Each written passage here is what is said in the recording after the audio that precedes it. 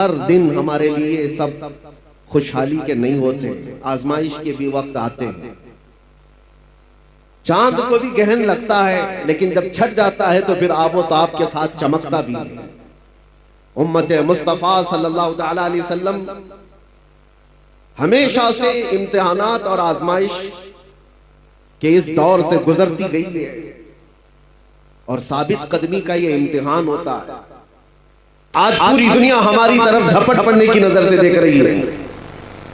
अभी जैसे कबीर साहब कह रहे थे, ना मैं इस्लाम छोड़ूंगा ना हिंदुस्तान छोड़ूंगा। किसी के बाप का है हिंदुस्तान, कोई निकाले कोई बिठाए, लेकिन लोगों में एक डर फैलाने की कोशिश की जाती है, भय फैलाया जाए, और मुसलमान डरा सहमा जी हुजूरी करने पर आ जाए।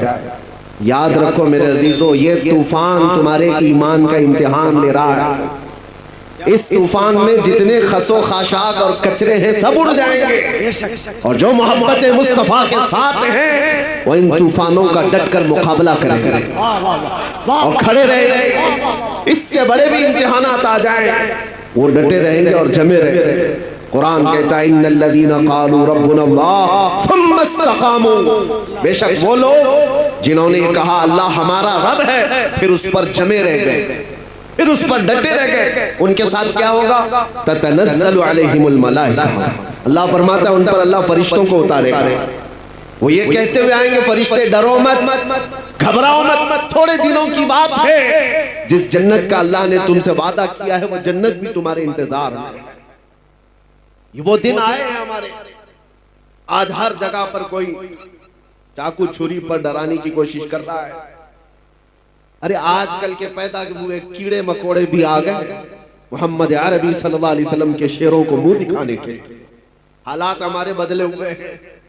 हमें अफसोस इस बात का है कि हमने जो हालात आज महसूस किए उसकी वजह ये तरीके मुस्तफा को छोड़ना है वजह बर्बादी। इसी से कौम दुनिया में हुई है बेइक्तिदार अपनी। उनके जो हम गुलाम थे खल्क के पेशवा रहे, उनसे फिरे जहां फिरा फिराई कमी वकार में। ये तो हालात हमारे इस तरह के हो गए कि हमारे बच्चे आवारा हो गए, हमारे जवान रास्ता भटक चुके। इसके लिए एक मशहूर मुहावरा, बल्कि किसी ने ये शेर के अंदाज में कहा था, दीवार क्या गिरी मेरे खस्ता मकान की, दीवार क्या गिरी मेरे खस्ता मकान की, लोगों ने आने जाने का रास्ता बना लिया। होता यही है कि घर की दीवार गिर गई तो लोग इधर से उधर जाने का उसको रास्ता बना लिए। तुम्हारे अखलाक थोड़े नीचे क्या आ गए, हर किसी कौम ने तुमको अपने निशाने पर रख लिया। हर कोई ट्रायल मुसलमानों पर करने लग गया है। जिसको भी आज लोगों में, एक बात आपको मैं बताऊं, कहीं छुपा हुआ भी कोई कीड़ा मकोड़ा होगा, उसे मशहूर होना है तो मुसलमानों पर भोंक कर मशहूर होना चाहता है। इस्लाम पर बोल करके वो बाहर आना चाहता है, हीरो बनना चाहता है। हीरो बनने की ये जो होड़ लगी हुई है, हैरत की बात है, तुम्हें उस तरह की सस्ती शोहरत में भी हम ही याद आते हैं, वहां पर भी हमारी जरूरत होती है। लेकिन मेरे अजीजों, ये हालात हमेशा नहीं रहते, हमेशा नहीं रहते। मुसीबतों के वक्त सैयदना बिलाल हबशी रज़ी अल्लाह ताला, हजरत खब्बाब इब्न अल-अरत, ये वो सहाबा हैं जिन्होंने हजरत खब्बाब को जान जिनकी जा चुकी है, हजरत खुबैब इब्न अदी जिनको कुफ्फार और मुशरिकीन ने खत्म कर दिया है। ये सारे हालात देख करके हुजूर पाक सल्लल्लाहु अलैहि वसल्लम के पास सहाबा आए और पूछने लगे, या रसूल अल्लाह, क्या हमारा दीन हक नहीं है? ये सवाल सुनो तवज्जो से। जब मुसीबतें ज्यादा आई थी, अरे उसका 5% भी आज आप नहीं देख रहे, हम नहीं देख रहे हैं, जो सहाबा पर गुजरी। मॉब लिंचिंग नहीं होती थी उस वक्त, मॉब लिंचिंग भी हुई है, सिर्फ मर्दों की नहीं, औरतों की भी, बच्चों की भी, बेहिसाब उस वक्त कत्ल भी हुए। और इस्लाम की इब्तिदाई हालात में उन लोगों ने जो जो मसाइब सहे हैं, तकलीफ उठाई, तो हुजूर से आकर के उन्होंने पूछा था क्या हम हक दीन पर नहीं है, हमारा ईमान हक है या नहीं? हुजूर पाक सल्लल्लाहु तआला अलैहि वसल्लम ने फरमाया, क्यों नहीं, भला बिल्कुल हक पर है। तो फिर इतनी मुसीबतें आती क्यों है, इतनी परेशानियां आती क्यों है? आज हो सकता है आप सबके दिलों में भी ये बात उठती हो कि अगर हम हक पर हैं तो ये हालात इस तरह बिखरे क्यों हैं? तो एक बात याद रख लेना, हुजूर ने तो ये जवाब फरमाया कि तुमसे ज्यादा मुसीबतें अंबिया इकराम पर आती थी। नबी तो गुनाह का सोच भी नहीं सकते, उन पर अल्लाह तबारक व तआला ने आजमाइशें डाली है। अंबिया इकराम पर सहाबा से भी ज्यादा मुसीबतें आई। हुजूर ने फरमाया जिसका जैसा इम्तिहान होगा वैसी मुसीबतों से गुजारा जाए। और मैं अपनी जुबान में आपसे एक बात कहता हूं, आप अपने आप को क्या कहते हैं? हुजूर पाक सल्लल्लाहु तआला अलैहि वसल्लम की बारगाह में जब निस्बत की बात आए, मुझसे गुजरात में किसी साहब ने पूछा, कहा था कि आप तो स्टेज पर इस तरह की बातें करते हैं और ये सारी चीजें होने के बाद फिर आप बोलेंगे। सुनो, हम कहते हैं हुजूर पाक सल्लल्लाहु तआला अलैहि वसल्लम की जब बात आती है तो शेर में इस्तिआरा के तौर पर हम कहते हैं तू शम्मे रिसालत है। ये कहते हैं या रसूल अल्लाह तू शम्मे रिसालत है, आलम तेरा परवाना। हम सब क्या हैं? हम सब क्या हैं? परवाने। और हुजूर को शमा हम कहते हैं। शमा और परवाने को कभी देखा भी है या सिर्फ और सिर्फ सुना है? थोड़ी देर अगर आप तवज्जो करें तो एक मौसम भी आता है, वैसे भी लाइट जहां पर भी आप जलाएं, देखो कीड़े मकोड़े जो आ जाते हैं इर्द गिर्द घूमते, चिराग रोशन करो, वहां पर भी छोटे छोटे पतंगे आ जाएंगे, कीड़े आ जाएंगे, वही परवाने हैं। और ये शमा के इर्द गिर्द आते क्यों हैं? थोड़ी देर उसकी रोशनी लेते, घूम फिर करके वहां पर मर जाते, जान दे देते। कितने कीड़े मर जाते हैं एक शमा के पास, रोशनी के पास। तो आप कभी उन पतंगों को पूछो, अपने भाइयों को भी मरते हुए देख रहे हो, फिर जाते क्यों हो? चिराग रोशन है, उसके इर्द गिर्द आते क्यों हो? परवाना जवाब देगा मैं पैदा ही हुआ हूं शमा पर जान देने के लिए।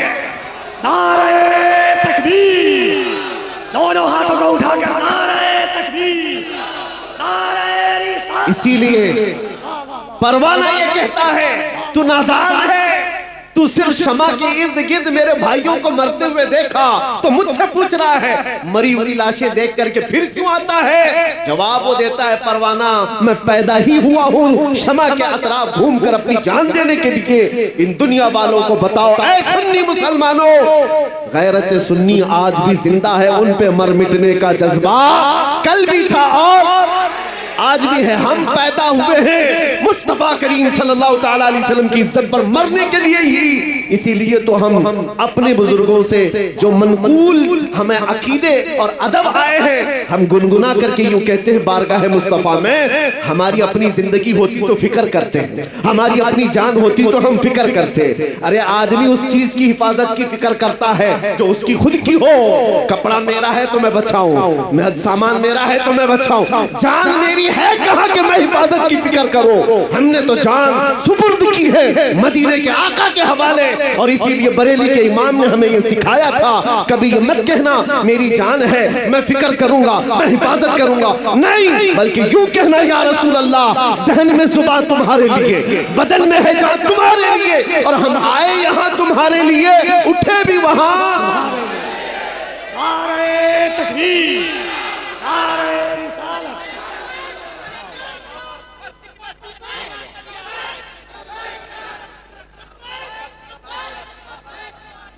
आप तवज्जो करें, हम आए यहां तुम्हारे लिए और उठे भी वहां। अरे वो परवाह करे जिसे मरने का डर हो। और दूसरी बात ये भी मैं बताऊं, आपको डर किस चीज का बिठाया जा रहा है? किस चीज से खौफजदा हो? भागते किस चीज से हो? सबसे लास्ट इस दुनिया में कुछ होने वाला है तो मौत है। सबसे आखिरी चीज क्या होने वाली है? उसके बाद क्या है? सजाएं जितनी भी हैं सबसे हाईएस्ट सजा मौत है।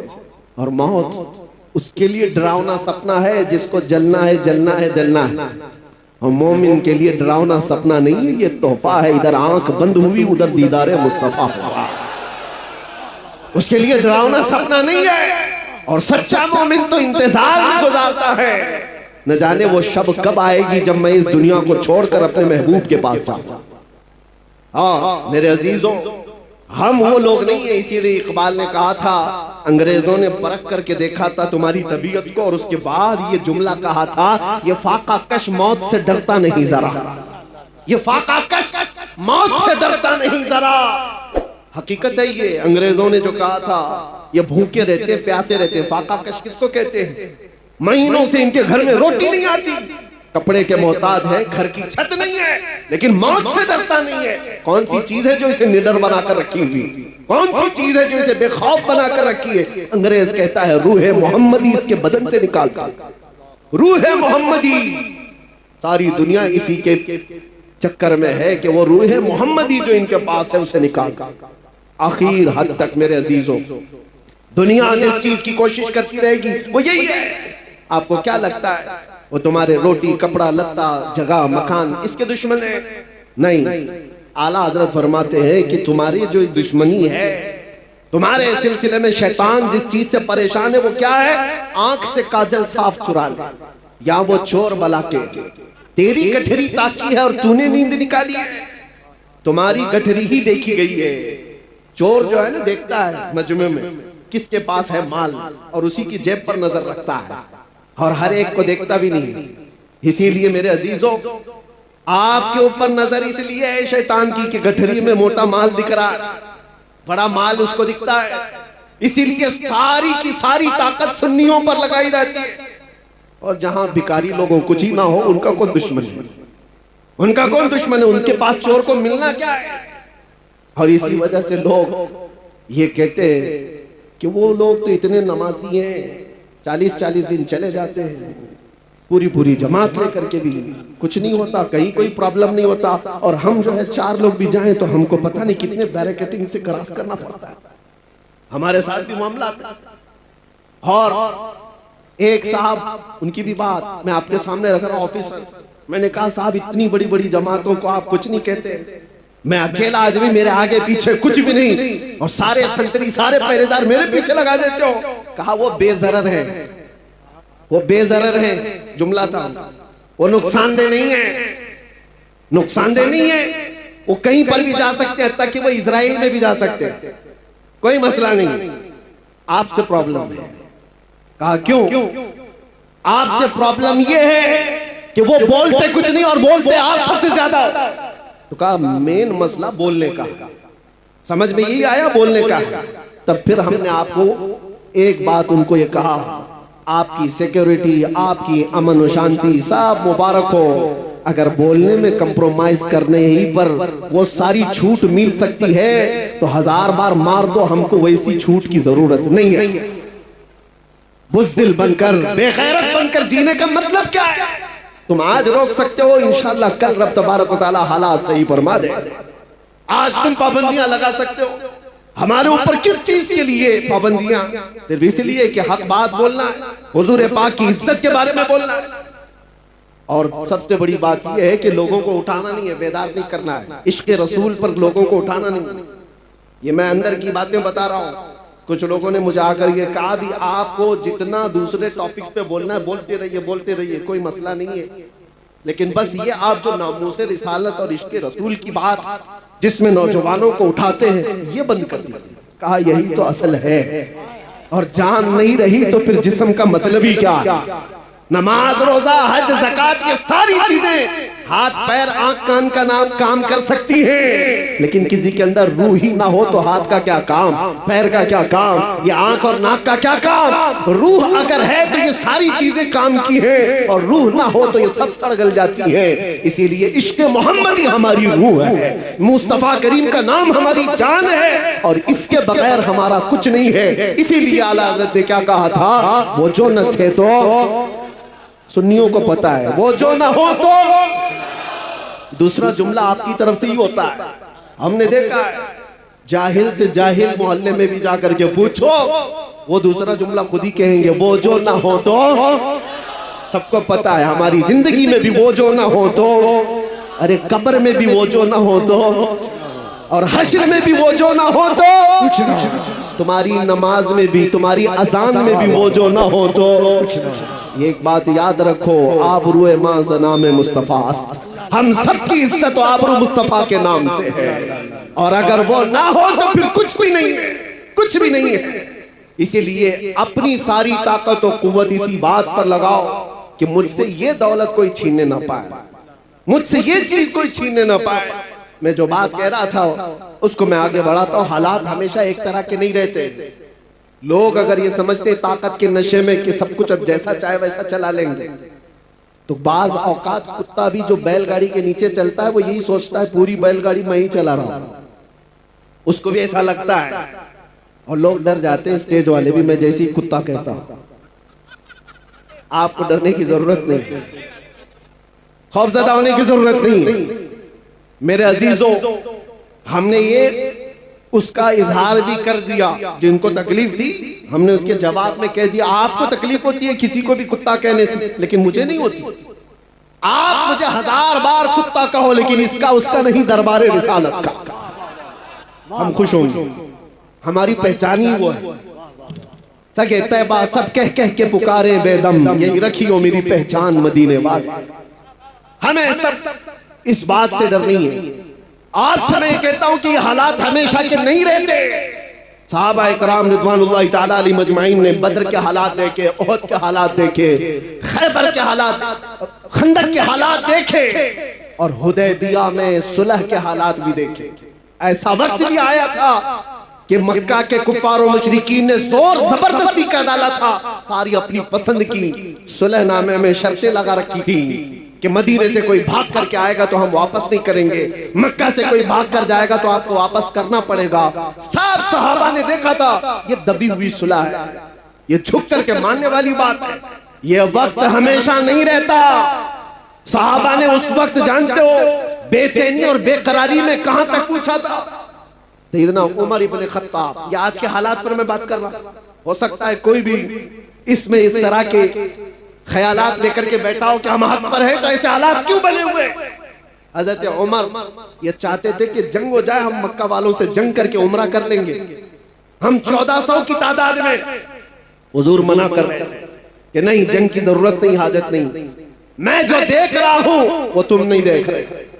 हजरत उमर जा करके सहाबा को पकड़ पकड़ कर कह रहे थे क्या जंग की तैयारी नहीं कर सकते। यहां तक कि हजरत अबू बकर सिद्दीक के पास आकर के उन्होंने कहा, हजरत उमर ने, कि अबू बकर चलो रसूलुल्लाह से बात तो करते हैं कि जंग करेंगे हमें ये सुलह करने की जरूरत क्या है। हजरत अबू बकर सिद्दीक ने उनको कंधा हिला करके क्या कहा था जानते हो? कहा इल्ज़म गर्ज़क या उमर, ऐ उमर अपनी गैरत में रह करके बात करो, इसलिए कि तुम किसके बारे में कह रहे हो? रसूलुल्लाह। वो जो देखते हैं वो वही खुदा के जरिए से देखते हैं। अल्लाह तबारक व तआला ने उनको वो इल्म दिया है। तो हजरत उमर खामोश हो गए। उसके बाद हुआ क्या जानते हैं? साल नहीं गुजरा था, साल नहीं गुजरा था कि 10,000 सहाबा की तादाद के साथ मेरे आका मक्का में फातिह की शान से दाखिल हुए थे। मक्का में जब तशरीफ लाए थे, कत्ल गारत करते हुए नहीं आए थे। ताकत का नशा जिसको आज चढ़ता है ना, वो लोग क्या कहते हैं कि आज हमारा पावर है, जो कुछ चाहे जिसको चाहे जैसे चाहे मार दे, खत्म करे। रसूलुल्लाह सल्लल्लाहु अलैहि वसल्लम का मिजाज तो देखो।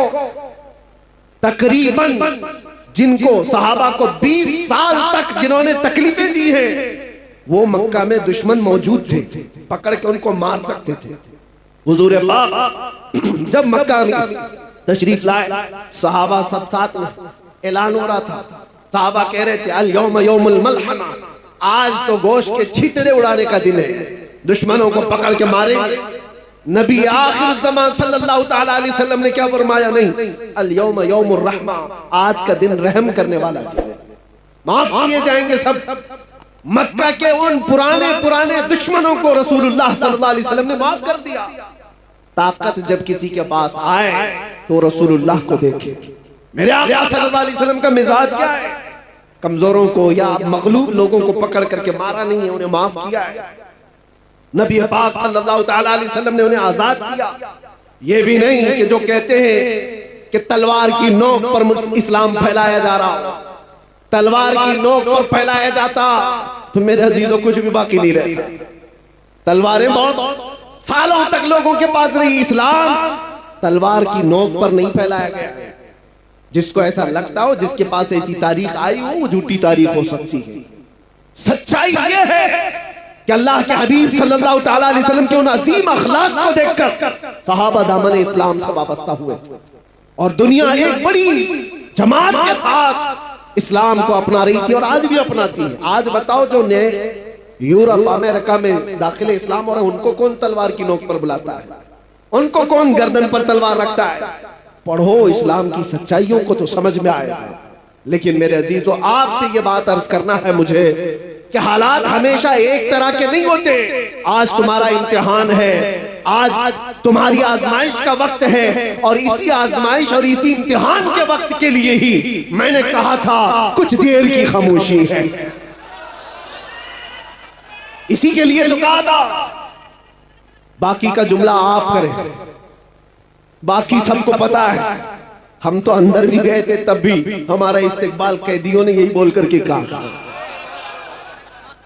हमें पता भी नहीं था, अंदर बेरक में बैठे सारे लोग अंदर से पुकार रहे थे, मौलाना साहब आ गए, कुछ देर की खामोशी है। मेरे अजीजों, इस बात को मैंने इसलिए कहा था कि हालात अगर बुरे हो तो कुछ देर की बात है। रात हमेशा नहीं रहती, सुबह हो ही जाती है। ऐसा नहीं है कि अंधेरा ही अंधेरा रहेगा। सुबह को तुलू होना है और सूरज को निकलना है। आपका इम्तिहान है और आपकी आजमाइश है।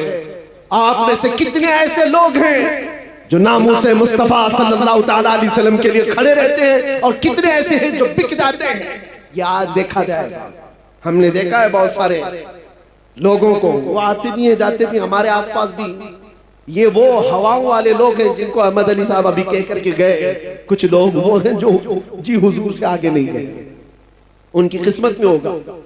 लेकिन आप एक बात याद रखो, आपने अपनी जान और अपना ईमान रसूलुल्लाह को समझा है, तो इस बारे में किसी से समझौता करने की जरूरत नहीं है। अपनी आइडेंटिटी के साथ रहो, इंशाअल्लाह सब खैर होगा। अल्लाह कादिर मुतलक है, मालिकुल मुल्क ज़ुल जलाली वल इकराम है। बड़े से बड़े आए इस रुए जमीन पर जिन्होंने खून की नदियां बहाई, बड़े से बड़े तुर्रम खाए, लोगों की खोपड़ियों से मीनार बनाए, लेकिन क्या वो हमेशा के रह गए? उनका भी अंजाम खतरनाक हुआ। फिरौन भी गर्क हुआ है, नमरूद भी मर गया है, कोई बाकी नहीं रहा। यूनानो, मिस्र, रोमा सब मिट गए जहां से, बाकी मगर है अब तक नामो निशान हमारा। तौहीद की अमानत सीनों में है हमारे, आसान नहीं मिटाना नामो निशान हमारा। और कुछ बात तो है कि मिटती नहीं हस्ती हमारी, कुछ बात तो है कि मिटती नहीं हस्ती हमारी। सदियों रहा है दुश्मन दौरे ज़मा हमारा। और आप सबको ये बात मैं कह के जाता हूं कि आप तमामी हजरात के पास जो दौलत ईमान है, इश्क मुस्तफा की दौलत है, ये इतनी बड़ी दौलत है कि इसके बाद फिर आपको डर और खौफ की जरूरत ही नहीं। आला हजरत कहते हैं, खौफ न रख रजा जरा, तू तो है अब्दे मुस्तफा, तेरे लिए अमान है, तेरे लिए अमान है। असल जिंदगी कौन सी है आप मुझे बताओ, इस दुनिया की या आखिरत की? पूरे मुसलमानों का अकीदा यही है, आखिरत की जिंदगी वही असली जिंदगी है।